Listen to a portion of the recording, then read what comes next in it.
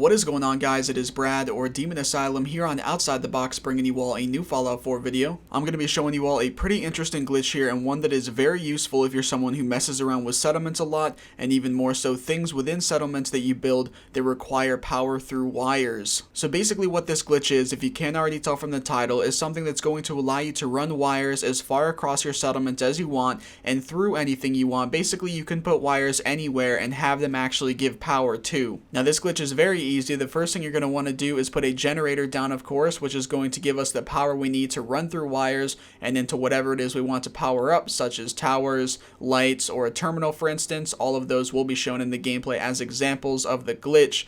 Now normally when you put a generator down, you can only run a wire a few feet to something that you want to actually power up. I believe the way it's supposed to work is if you have a generator on one side of the settlement and you want to power something up on the other side, you have to run a bunch of power conduits across the settlement in order to get your wire from basically point A to point B. I could be wrong on that. That's the way that I figured out it worked as. If there's a better way than that, my apologies. I only have a basic understanding of how settlements work and how you get power across them.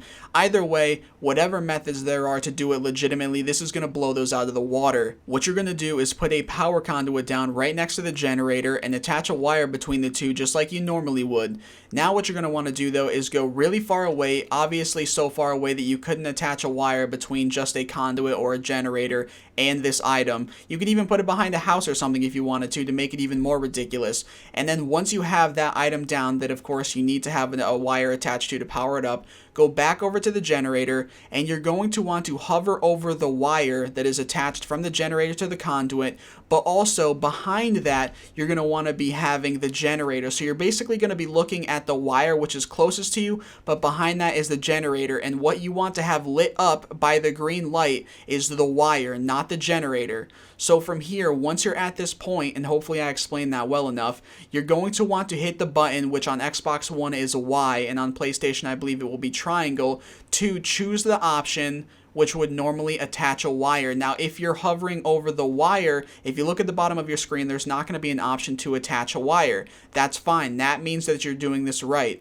If you're hovering over the wire with the generator behind it still and you hit Y, it's still going to create a wire. And from here, you're going to want to drag that wire all the way over to the item you created, such as a tower, a terminal, or a light that is behind a house or really far away. And you're going to want to hover over it and click Y, or if you're on PlayStation, triangle again. And you'll notice that the wire does actually come through. It comes out from under the ground or it comes through the house, depending on where you put it. Regardless, the wire will come all the way from the generator and it will actually power up whatever it is that you put down. So again, just to try to simplify this as much as I can, you guys are going to put a generator down, you're going to connect a wire between the generator and the power conduit that is right next to it, just as you normally would, without this glitch.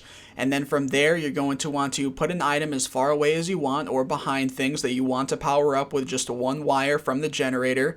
Then you're going to want to go back to the generator. You're going to want to hover over the wire. Make sure your aimer is hovered over the wire so that the wire is lit up green, letting you know that is the item you would select if you pressed any buttons.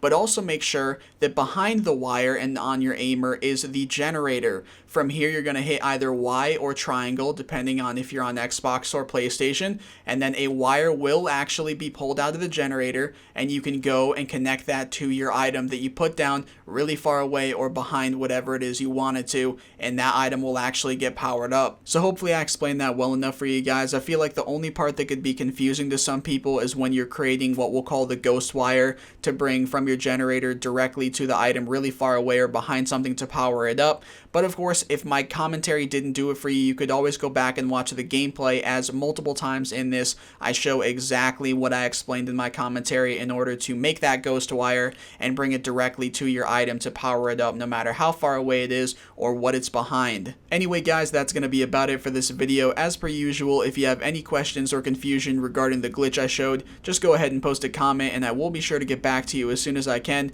and help in any way that I can. Aside from that, I hope you all have enjoyed or found this helpful. If so, feel free to drop a like on the video down below and subscribe for many more Fallout 4 videos to come. Thanks for watching everyone, and peace out.